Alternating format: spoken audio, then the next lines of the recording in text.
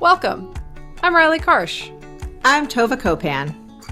We are thrilled to bring you the We Go Boldly podcast. Let's talk big burning questions, life changes, and maybe a bit of personal business. Let's be bold and brave together. Are you ready? I am. Here comes the show.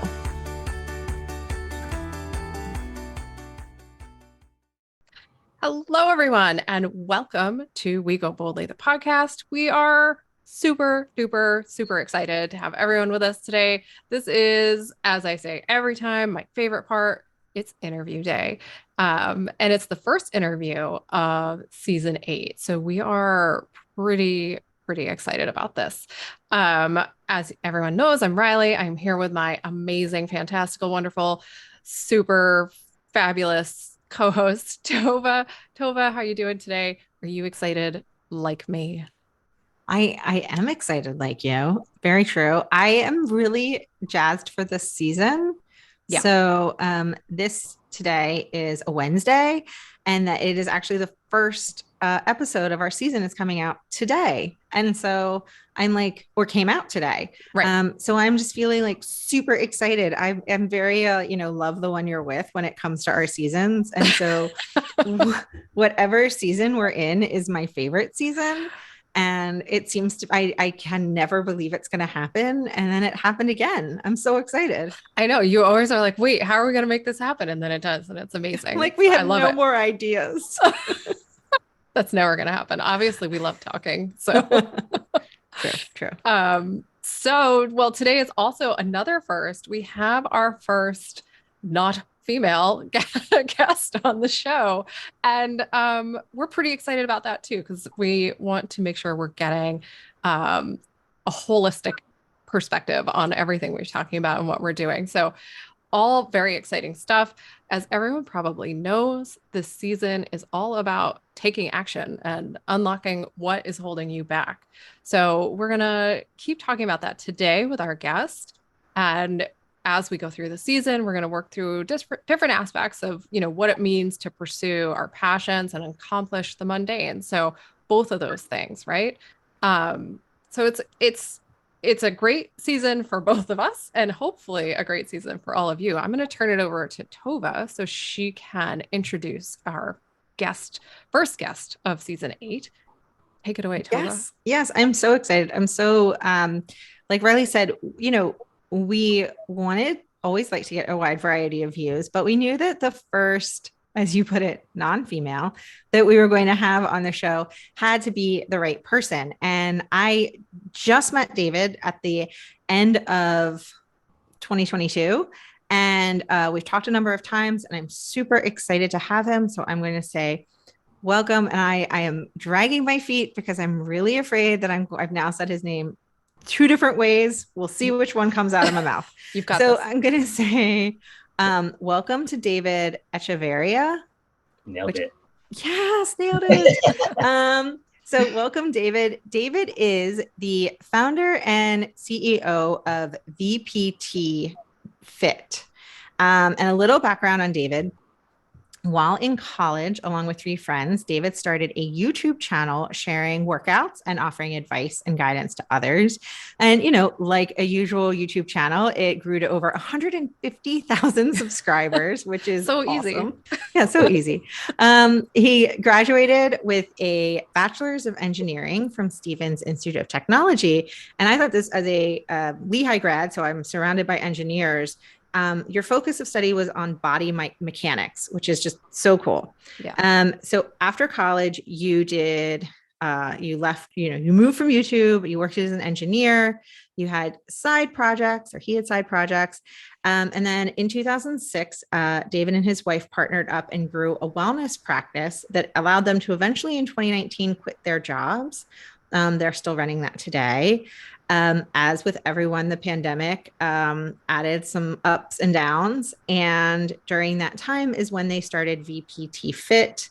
It was initially a free service to help people who were stuck in their homes during lockdown, but it grew to be successful and continues to grow. And it is an online gym that really fits the individual. So they provide custom workouts to build individuals, and they try to use the technology and innovation that they have and the knowledge they have to really help individuals. And so, welcome, David. We're so excited to have you here. How are you?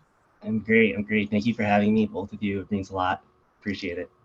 Well, we're very excited to talk to you. And as I think Tova has told you in the past, but certainly as we were talking about before we started um, the interview, we are talking about taking action this season and all the sort of different ways in which things hold us back from that, things cause us to take action, all the myriad ways that that comes into play for individuals. So we have some questions for you, and we always like to dive in on a really hard question. That's just how we do interviews. So No I'm warm ups. sorry. Yeah, go I'm ahead. giving you fair warning. Um, and maybe it's easy for you, which is awesome.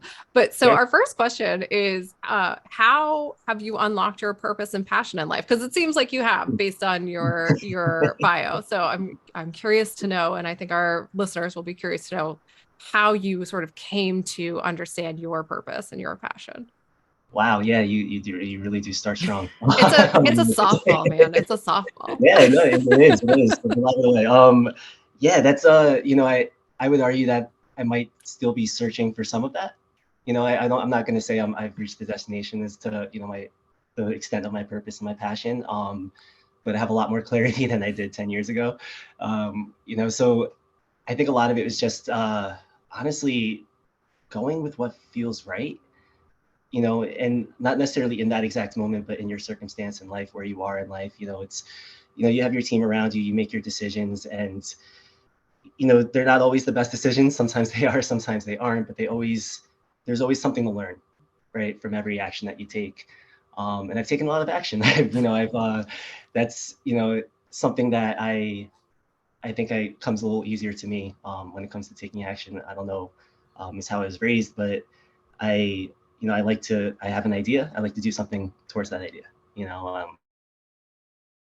if it's small. But all of those things come together. I've tried so many things. This is actually my 8th business that I've put together. Only the 2nd successful one. But those 6 previous ones were all, something to learn in each one. So I learned in that I like to help people, right? I like to be kind of like a coaching big brother type of role. I know I thrive well in that. I like to work with people. I like to communicate and talk and interact. So all of those things I've learned in the different projects that I've been a part of, and so it's a matter of with each thing noticing, okay, I like this, I like that, I don't like this, I don't like that, and kind of putting them together. And, so now I'm in a place where every day I get to help people. I get to do that through fitness, which I love. I get to exercise and get paid for it, which is awesome. And I get to work with my wife every single day, who's my best friend and my partner. So it's, um, those are the things I knew I liked and I wanted to do. And so it's just a matter of finding a way to merge them all together. That's been the journey for me. And I finally feel I'm in a place where, I'm doing that, every day, and there's more to come. And it's exciting. It's a discovery, a constant discovery every day, but I love it. That's Yeah. fantastic. There's so many follow-up questions to that Sure, answer, sure, yeah, absolutely. We started with which the is, hard ones, so. yeah, no, it's great. This is why this is our first question. But really, I just want to highlight for people, and I have a habit of doing this, David, I'm sorry, where I just recap what you said, because I want to make sure people heard. You talked about a bunch of stuff that we have been talking about for, I don't know, 8 seasons of podcasting now and in our coaching and everything else we do. But you talked about your inner voice, which people don't always understand what inner voice means, but you just gave it a very, very great, like, easy description of you just listened to yourself, right? You were tuning in and listening to what made sense to you instinctively. But I'm also, and so I just want to highlight that for people, like, that's what we mean when we're talking about inner voice. And as we take the time to listen to our inner voice, it becomes easier and easier and more natural, and our decision making gets better. Um, but beyond that, you talked so much about risk taking and your comfort level with risk taking. So I'm curious to know, and then I'll stop hogging, Tova. I'm curious to know was risk taking encouraged as you were growing up? Is it something just inherent to your personality? How do you get there? Because risk taking is very hard for most people. So I'd love to hear your thoughts on that. Yeah. Okay. That might be a harder question. No, yes, it was encouraged, but not, not to the extent that I've taken it, maybe. My parents were always very incredibly supportive, over every decision I made, and always gave me guidance that, they thought was, going to set me up for the best outcome of life, So if I didn't listen to them, they didn't get mad at me. It was cool about that. They always, again, they always supported whatever decision I made. They just made sure that I thought about certain things. They asked me questions, made sure I, have all my ducks in a row. So they were very supportive and also helpful in that way, right? You need someone who can point out the potential downfalls, right? So that you can be prepared for them. So I had that in my support group with my parents, with my brother, my extended family, now so with my wife as well. But I also never liked really fitting in completely. I like to fit in and like have friends, but I always wanted to be different and like have my own spin on things and do my own thing. And so, yeah, to me, like most people didn't want to take action on stuff. And so taking action's a way to be different then, and also I, just in all the people I listened to growing up, I was an athlete. I followed a lot of professional athletes as, idols and role models. And, it was always about who's going to wake up at 6 a.m. and go to the gym, who's going to, when they, instead of going out to the party, they're going to go and work out. They're going to, and there's extremes of that, of course, but those are the people that I looked up to. And those are the people who were doing things, they were taking action towards the things they wanted, towards the life that they wanted. And, the message that I just got from watching all of them is that if you take action, you can create the life you want. And it may not be the exact thing you pictured in your head, but it'll be close, or it might even be better, because what you had was limited by what you knew at the time, So, yeah, I think it's, when I take any action, it's a risk reward ratio, what do I have to put in? What am I going to get? What can I get out of it? And, what's the likelihood of me getting that? And, so there's thought that goes into it too. It's not just I jump in with 2 feet, but, but with all those things taken into play, it's like at the end of the day, I'm going to feel better knowing I tried than if I didn't, because I know we're not trying gets you. So let me try and, I'll be closer than I would have been. So this is my turn for so many follow-up questions. I know I have so many too, but I'm going to stop. And I'm going to highlight you said something you said, and then we're going to take a break because I know that I can already tell this is the type of interview that we will totally forget to take breaks in. Yeah. So I just want to highlight that you give room for the outcome to be even better than what you could imagine. And I think that as someone who struggles with not trying to control things, the thing that allows me to let go of control sometimes is that reminder that sometimes actually things can turn out differently and better than what you even hoped they would be. And so that's me highlighting something you said. But I want to take a quick break and then we will come right back with one of my questions for you.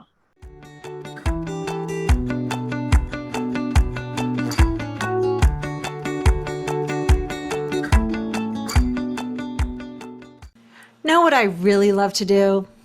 Take baths, go for walks, read, drink margaritas, hike. Yeah, not what I was referring to. We're recording a commercial right now.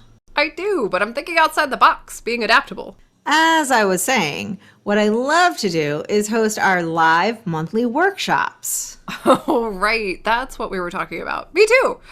They are a lot of fun to put together and host every month. And we can bring margaritas, so... Join us for live conversation as we get a bit deeper into topics near and dear to our hearts.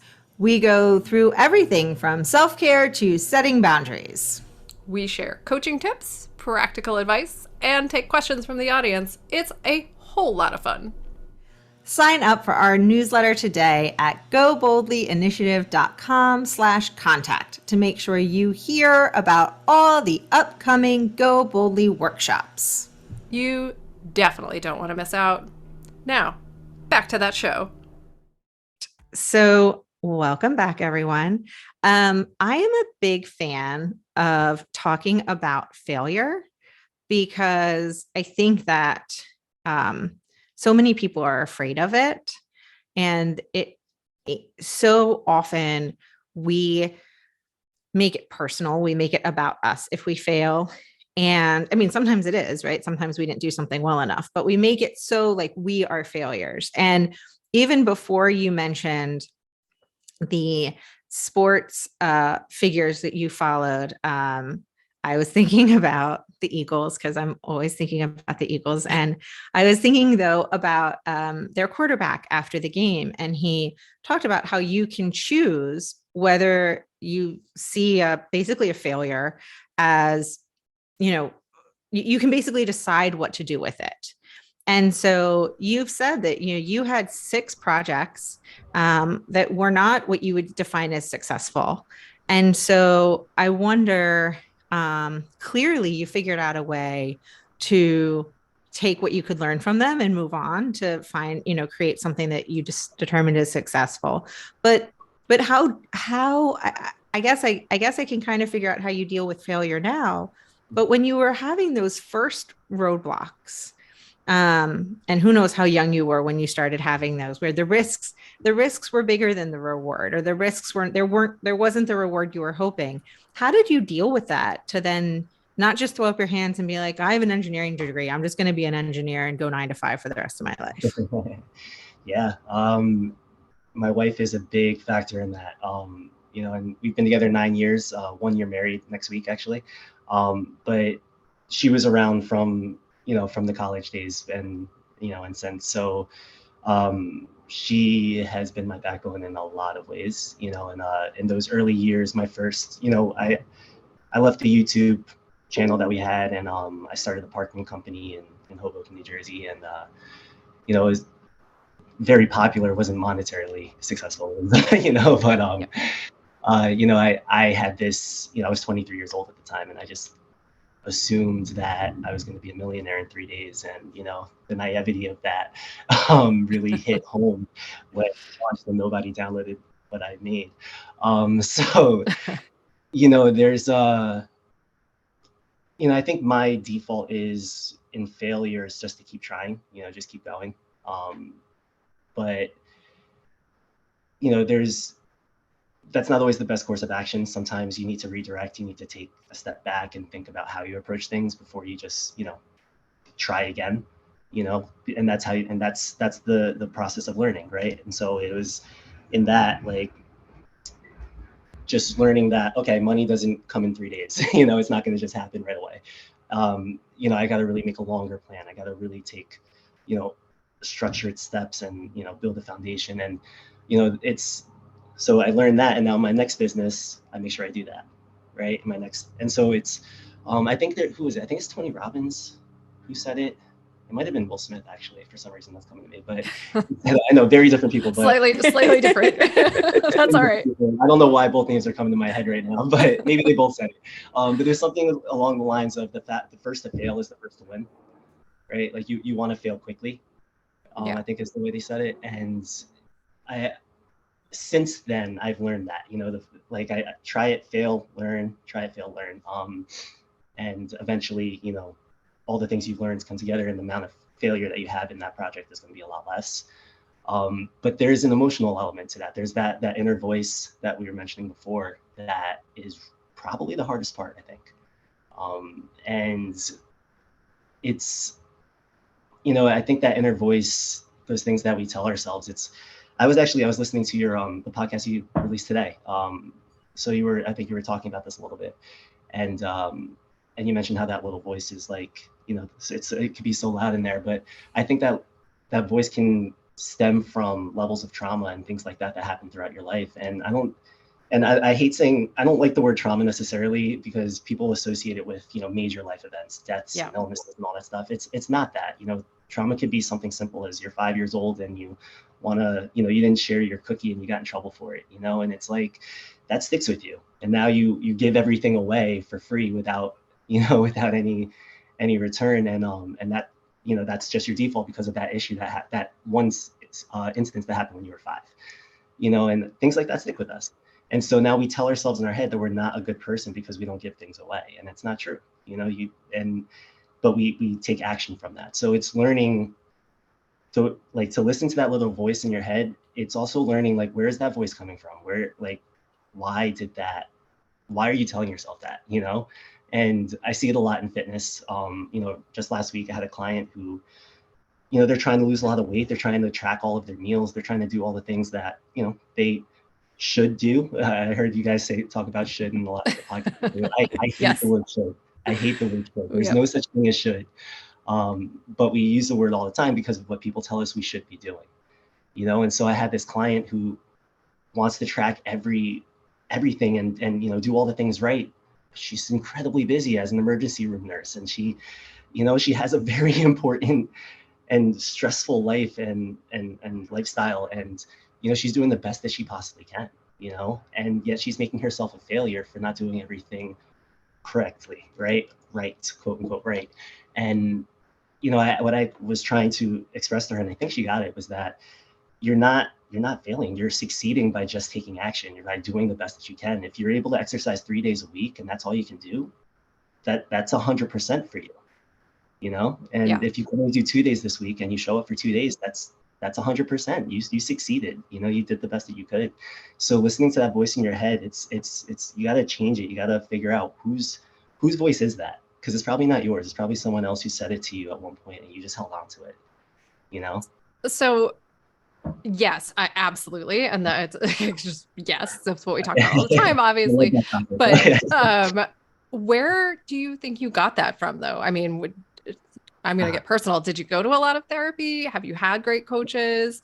Did your parents teach you that? Like, not everyone knows that. And Tova and I laugh about this all the time, that, you know, we forget that not everyone sits around talking about this stuff all the time like we do. So, like, of course, they're not thinking about it all the time.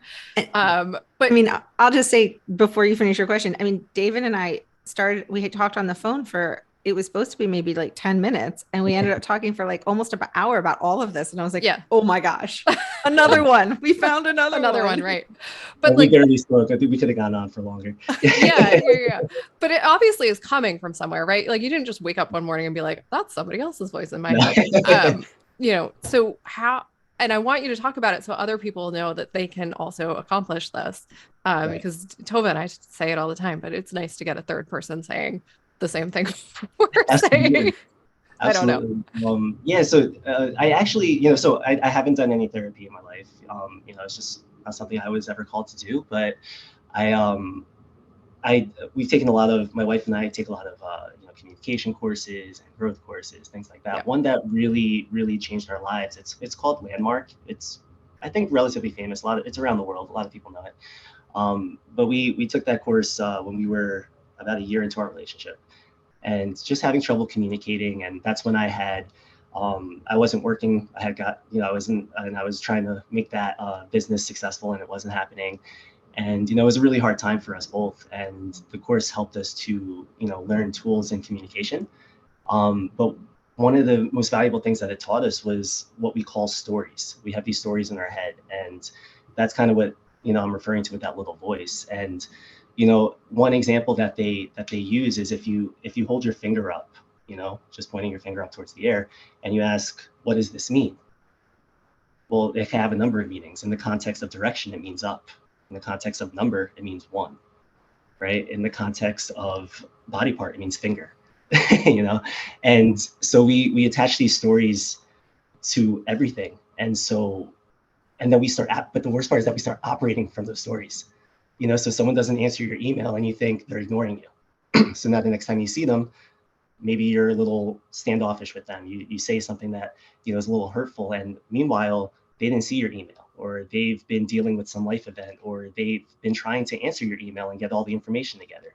You don't know, but you operated from the story, and now, you know, you've brought that energy into the relationship with that person. So that mindset of, you know, just understanding what those stories are really opened things up for me. And so now when, you know, when I communicate with my wife, if we have an argument of some sort, you know, we can literally say to each other, like, what's the story that you're operating from? What is it that you're that you're making this mean, right? And then from that, it's like, okay, what I actually meant was, this, and we can have that conversation, and it really just makes things a lot easier.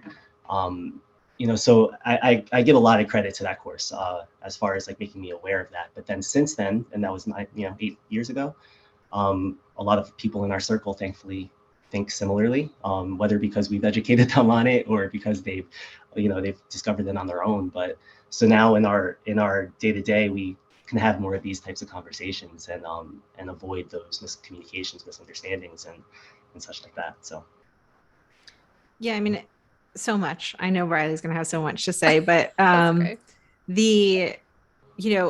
literally, I think it was yesterday, I said something about like, I think it was an Ashton Kutcher movie that made me that said it. And I was like, I can't quote Ashton Kutcher because that's just strange. But Yeah. but he did talk about that concept of like, we tell ourselves these stories. And sometimes they're little tiny stories, like that person didn't, that person's ignoring me. But sometimes they're stories about ourselves.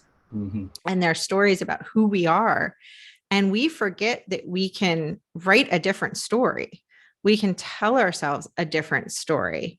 And I don't know if you've done a lot of reading of Brene Brown books, but she often talks about having that conversation with her husband where, she'll come at him at something and he'll be like, I think you're coming from a place that's not actually where you're coming from. Like he'll kind of call her on it. And obviously you can only do that if both people know what's going on. Like only one, if only one side is going, you're coming from a place that I'm not at, they'll be like, no, I'm still mad at you for not doing the dishes. But I think that, everything you just said is really important, but also, and then I'll turn it over to you, Riley, just surrounding yourself with people that are lifting you up, but then also holding you accountable. Yes. To make sure that you're working on yourself and doing what you hope to be doing. And sometimes those people can be the people in real life that you see every day, like your wife, but sometimes it can be the podcasts you listen to, the books that you read. Like you can create the people you follow on Instagram, if you're paying attention, like you can create a whole circle around you. And that's why like your social media follows and the media that you ingested can be so important. Absolutely. Yes. I actually I talk about diet all the time, obviously, as a trainer, and I actually like to say that diet is not just the food you put in, it's everything that you absorb. It's the people you hang out with, it's the TV you watch, the music you listen to. So exactly like you're saying, Tova, it's that is what you're taking in. That's how you're going to think. That's how you're going to talk to yourself. That's what's going to influence that inner voice in your head. Yeah. Yeah. I mean, there's no way we can go through life as it is today without ingesting media and ingesting other people's emotional baggage, I guess. But, as we like to talk about, when you set appropriate boundaries, you can sort of manage how you take on that kind of information. And so, yeah, of course, you can filter out your social media feeds and stuff, but inevitably you're going to get somebody's crap one day, right? Like somebody's going to have a bad day, they're going to crap all over you, and you get to decide, like, do I want to take this on or do I not want to take this on? And one of the things that I've found most interesting about what you've been talking about this whole time is so much about this is about beliefs and the fact that beliefs are not truths, right? Mm-hmm. And so when we are able to recognize that if I have a belief in, one thing, and then I have the flexibility of mind to be able to say, well, this is just a belief, this is my opinion. It doesn't necessarily mean it's my one and only truth, my one story, my like what the real deal is. And so I hear like what you're saying about the course and all that stuff. And I'm wondering though, if you remember, and I'm gonna like send you way back to your childhood. Do you remember being a kid and having this sort of self-awareness, or was this something that really came to you sort of later in life? I think I probably later, to be honest. I think I was a very yeah, I was a very different person as a kid. I was very quiet, very shy, and I'm still shy, believe it or not. But I I was very, do what you're told, do what everyone else says is the right thing to do. I did try my best to follow the path that was, you know, laid in front of me and that was told to take, you know. So I did everything quote unquote right. You know, I was the high honor student, I was the athlete, I went to college, I did all this stuff. And no, it wasn't really until college that I started thinking of where I just realized I could, you know, just be my own person. And, you know, and that's actually the goal in life, is to be your own person, not to be the same as everyone else. And, you know, so that's when I guess I would say I started accepting that and, you know, taking steps toward that. And I actually think, you know, if I really think about it, credit to my parents, I think they actually were pushing me more to be more my individual self within those parameters that of like, you know, this is a solid path for you to take in life. You know, they tried to put me on that path and like set me up for success, but they wanted me to stand out. They wanted me to be different and to be my own person within that. I don't think I recognized that at the time, but I do see that now. And so, you know, yeah, as I got older, I've taken that on a lot more, I guess. That gives me hope because Yeah. as a parent and as like a super type A human who like was very internally motivated for, you know, trauma reasons and not trauma reasons as a kid, you know, raising kids and thinking, all right, I want to push them. I want them to like work hard. I want them to pursue their passions, their dreams, whatever it is that moves them. And, you know, who knows, mine are still young, like who knows what they'll do. But you also want to say to your kids, like, please get a job. Like, you know, at some point, right? Like you're Right. not. So how do you balance those two? And I think it's a great description that you've given us of your parents who have sort of clearly walked that line of like, okay, well, we need you to, you know, get a job, make money, and move out of our house one day. But also that doesn't mean you have to spend the rest of your life miserable, right? Because growing up, like my thought process about working was that it was just drudgery. And Mhm. so when you have your most influential people in your life teaching you, you know, what is giving you that model of what is that experience going to be, I think you've given us a very good description of how, you know, something we can all aim for. Mm. Um, but, you know, back to sort of your day-to-day life, what Sure. can you run us through? Like, what is your typical day like Mm. in and how does that relate to furthering your purpose? So Ooh. it's a dual-edged sword. Because I know we Yeah. all have mundane stuff we have to do, right? Like we have back end stuff we do in our business that neither of us particularly enjoy. Yeah. Right? Like Yeah. it's not my passion in life to do taxes. Somebody else's, but not mine. So how do you like what is your day like that keeps you motivated, keeps you going? How do you deal with that kind of stuff? Yeah. I would say that motivation actually changes depending on what I'm doing, when I'm doing it, how I'm feeling. You know, motivation is a tricky thing because it doesn't last. Motivation just gets you going. It doesn't keep you consistent. You know, discipline is what keeps you consistent. And you know, so I'll use any form of motivation I need to get myself to start. You know, and I consider that to be a life tool, you know. So you know, to keep it related to sports, you know, it's I want to win the game. I want to win the championship. I want to, you know, whatever that is, right? In life, it's you know, it's I want to better my relationship, be able to provide better for my family. I want to you know, have you know, fix up the house. So like whatever I need in that moment, I'll find motivation. You know, I'll look around the house and see something that I need to fix but don't have the money for. That's motivation to do, you know, go take action on stuff. My day to day though is it's it's it's a lot because we you know so basically I run my business with my wife. We have our wellness practice. That's my full-time job. That's my, you know, 9 to 5, if you will. And then from 5 to 9 is when I'm working on VPT.FIT, which is, you know, my other full-time job. So it's incredibly busy in that sense. And one of the lessons that I learned in this experience was that, you know, there's a downside to always just taking action, which is that especially in the entrepreneurial world, you can end up in a place where you're doing everything yourself without any help, you know, and that's unfortunately the trap that I fell into in a lot of ways. And the pandemic didn't help. You know, we grew a lot of this when we couldn't interact with other people very well, and you know, and we were in a, you know, our business had been doing very well prior to the pandemic. We had to relocate, completely start over during the pandemic, and it was very stressful, very hard time in our lives. And so we just did what we had to do to get through.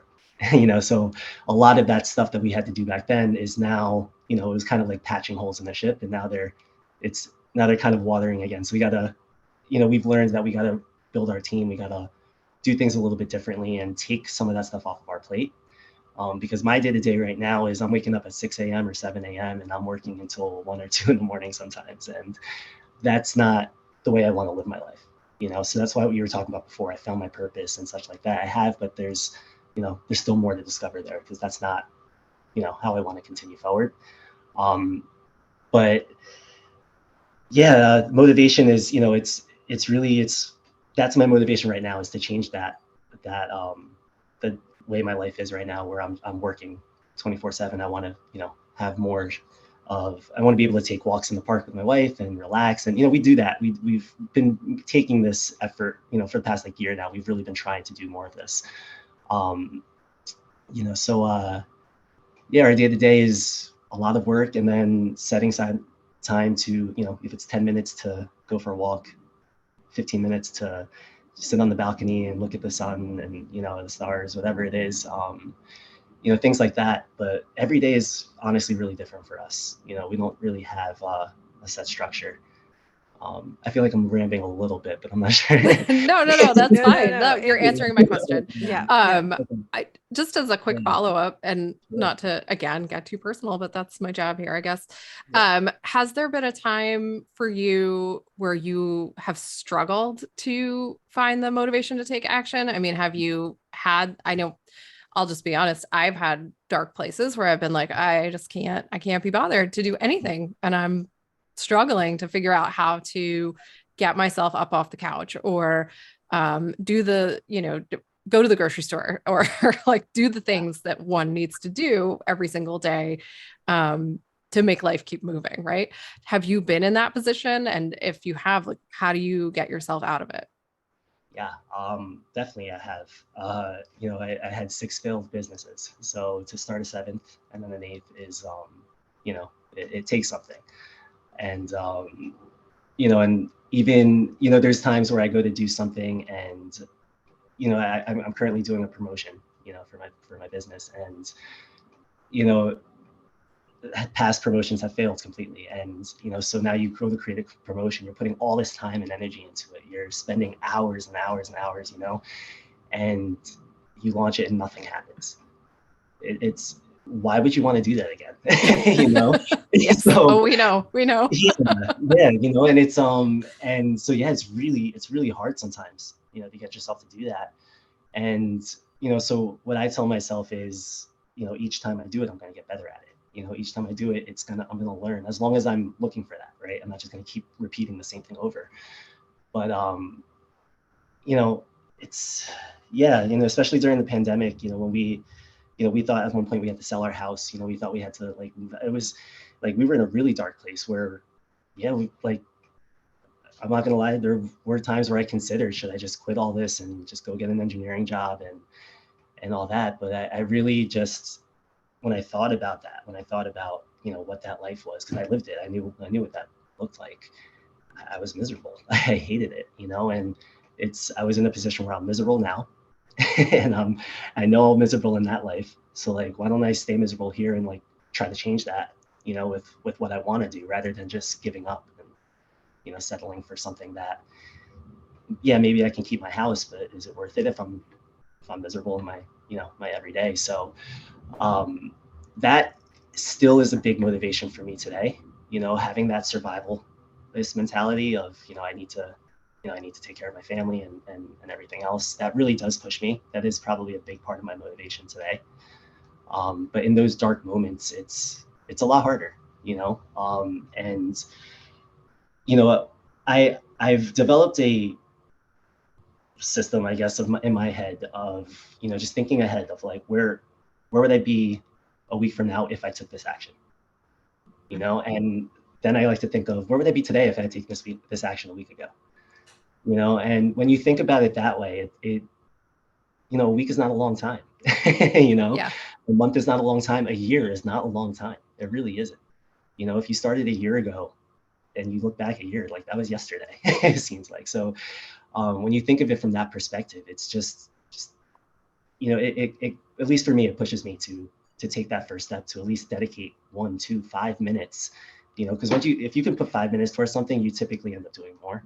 You know, it's just getting that process started. So that's kind of the tool that I use in my head. It's worked well for me.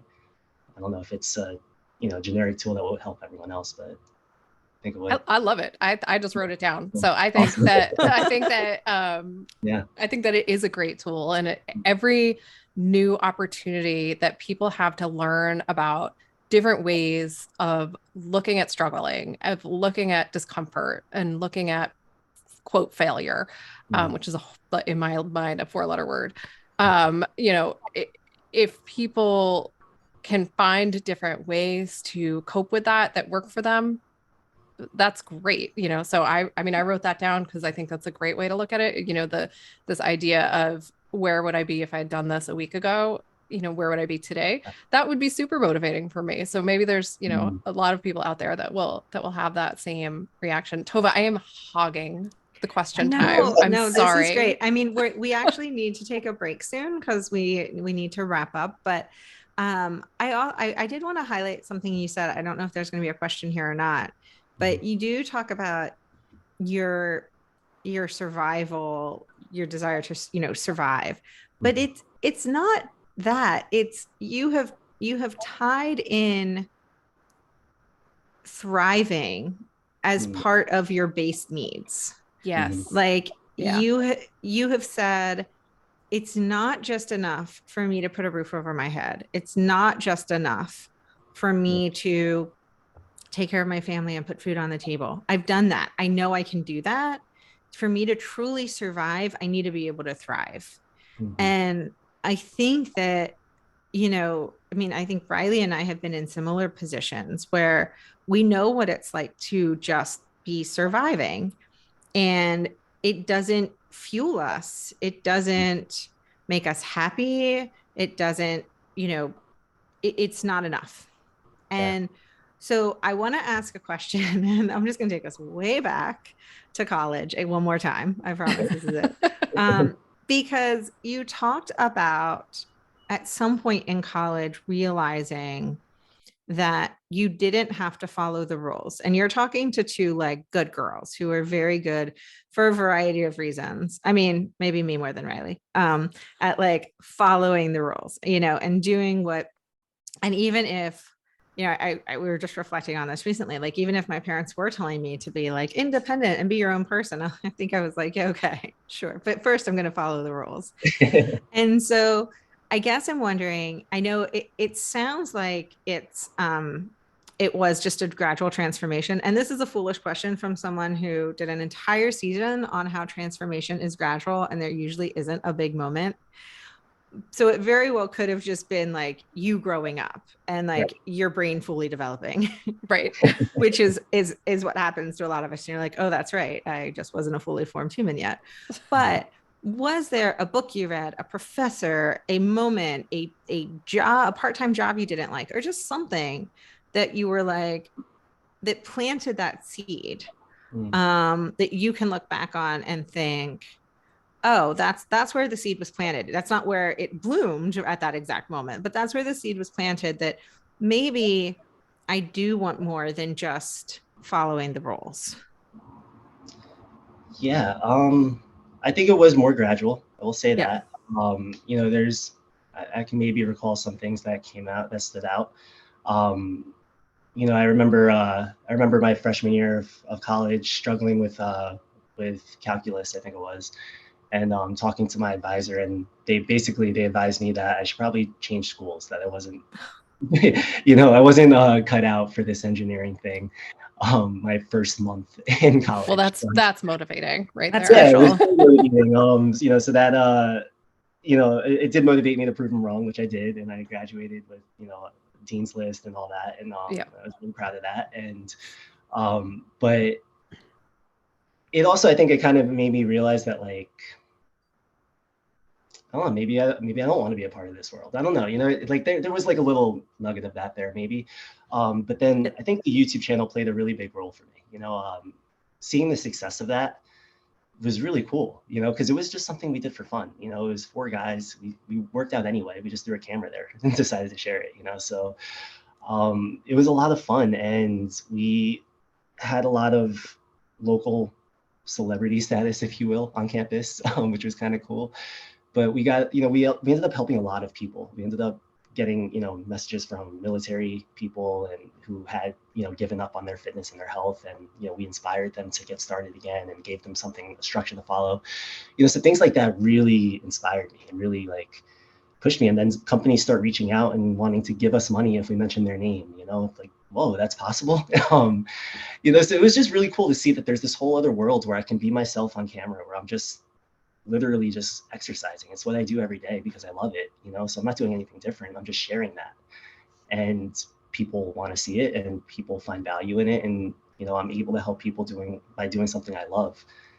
I think the awareness of that being possible, really, really shifted something for me. And then, when I started in the corporate world, my first job as an engineer, I was having a hard day and I was just kind of talking to one of the other employees there. And he was an older guy. I think he was in his 60s or so. And I was 23 at the time. And, I was just venting to him about what was going on. And he looks at me, he's like, hey, the best part about this? I'm like, what? He's like, you get to do this for another 40 years. Oh. So I was there. Yeah, that was really rough to hear. I was like, wow, that sucks. That sucks. I don't like what I'm doing. If I loved what I'm doing, that'd be great. Totally different story, right? If it's yoga, but really, like, I'm not enjoying myself. So I think that was one thing that really shifted for me. And at that point I had left the YouTube thing, so I didn't really have any side projects at the time. I did within a week of that conversation, I promise you. But I think that was a big, just I can't do this. I have to do something different, because I just saw him, 40 years from now, he'd been there for 40 years and he was miserable, so that's my future right there looking at me, Right. So I know how this plays out. If I could always come back to this, right? So let me try something different and, see if I can be my own person, do what I actually love, and, rewrite the story. Yeah, well, I do think you have a particular mindset, though, that I think a lot of folks don't necessarily start out with. And I know we have to wrap up pretty quickly, but I just want to point out, you just said something that most people don't actually believe about themselves. And that is that, like, I can always go back to it. Right. And a lot of people, particularly women, but a lot of people have that, like, if I close this door, the door is closed forever mentality. And so I want to point that out for people listening, because it's a very important change in belief system to be able to say, okay, well, no, just leaving this doesn't mean it's gone forever. It just means it's gone for right now. And that life is change and that change is okay, right? Like there's that like endless equation that I keep talking about that nobody likes, that, change is good, change is healthy, change is going to be what makes us grow. And so I think it's really important to note that is your perspective is not necessarily the mainstream perspective, which is, there's no criticism there. It's just that people, generally speaking, don't think they can go back to things and don't think that they can do something again or try something again. And it all ties into this concept that we've been talking about this whole episode about failure and risk taking and fear and, our emotions and early childhood trauma. And I agree with you about the word trauma. It could be like, somebody picked on your voice, right? Like I have a particularly deep voice. People could have picked on me all the time about that. And then I would never be a podcaster. I couldn't care less about it. But like, there are things in life where those kinds of little things get to us and hold us back. So I do think that you have you have a more unique perspective than you realize, in that other people are not sitting around going, I can go back to that. I can, like rise above that. I want to be different. Change is good. So I want people to hear that. I do have a question, and it's our very not challenging, I'm lying, question that we wrap things up with. Oh, before you ask that, I do, because it's funny. You got all of that out of what you said. And I got something I got that too, but I got something totally different, which is you realized that you could have fun Mm. and make money. Yes. And you had a fun, not fun scenario. Mhm. And one was fun. And you saw that there was like a light bulb, like maybe 18 light bulb moments, you know, maybe there were little gradual steps, but you were like, oh, this is fun. I'm doing something that is, I enjoy. And I think that so often people are like, yeah, but that's just for fun. And it's like, does it light your soul on fire? Because that's what Right. fun is. Fun is actually like, you're excited because you're fun. That's your inner voice, like screaming, like, yay, this is fun. Like, and we don't listen to it. We play and fun, that's for kids. Mhm. But you were like, oh, fun. And now here we have poor old man who like doesn't like his life, not Mhm. fun. And you know what? I can make money with fun. And so I just wanted to highlight that as we talk about listening to your inner voice. I think when we're having fun, that is like our inner voice cheering. And we should listen to it because as we've all admit, there are things that we do as part of our everyday jobs, like doing the podcast or what you do, that you're probably like, I cannot wait until I have a big enough group of people using this app that I can hire this out Right. because I never want to do it again. But the business, the concept, what you get to do is something that speaks to you. Yes. And so I don't think we're saying that every aspect of every day is fun, It's but not. it can be, right? But a lot of it can be. Right. And so I just wanted, before we end with the big question and then a break and then the more questions, I wanted to just highlight fun is good and we should not discount it. Right. Fun is not only for toddlers, right? Like Yes. it's meant to Rarely we have it is for toddlers. right. They're always angry. Tough kids. But you know, it is meant whether or not you believe you have one life or 20 lives, you know, this one ought to be something that you enjoy living, right? And that you're actually living instead of just watching happen. So our last question, and before we go into our bold questions that Tova will get to, is, you know, if you knew there were no limitations on your life, if there were no possible bad outcomes, what would you do differently, if anything? What would I do differently? If anything.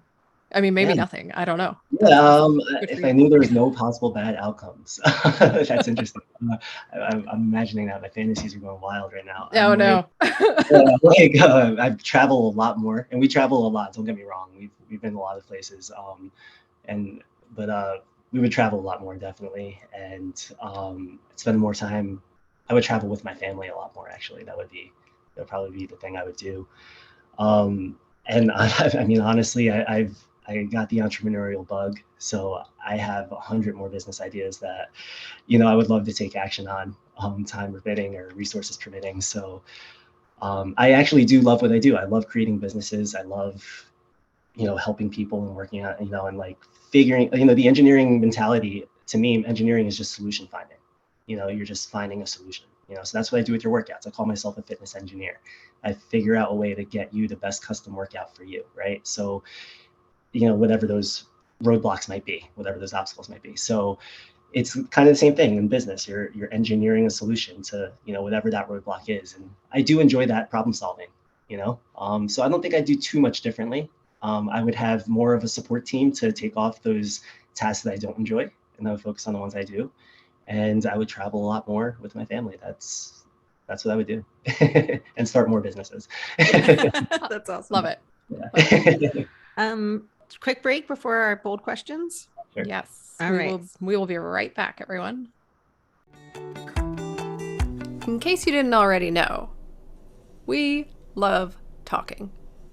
True story. More than simply talking, we love researching, prepping, and bringing this podcast to life. We launched We Go Boldly with the goal of reaching people dealing with the kinds of questions and concerns that we also face. Things like how to hear my inner voice, how to make sure my habits are worth it and stick, how do I feel my feelings and still manage to function. After years of personal work and lots of trial and error, we realized we have a lot to share on these topics. Now we've been broadcasting for over a year, and we are proud of our podcast. And to no one's surprise, we still have a lot to say and talk about. We sure do. We need your help to keep going. Every episode takes time and money to create, and we would love your support. So, if you like what we are doing, please support us by joining our Patreon community and becoming a monthly subscriber. Join our Patreon community today at patreon.com/wegoboldly. We are so grateful to all of our supporters. Now, back to the show.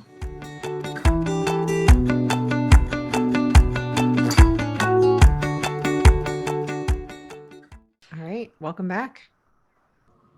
So we have bold questions. Are you asking? Am I asking? We didn't talk about that. We did not plan. Flying no. by the seat of our pants. It's very unusual for us. I will ask, and then right. you can close us out. That's how we'll do this. So, David, we ask bold questions at the end of every interview, and these are questions that are supposed to be answered in limited phrases. They're supposed to be quick.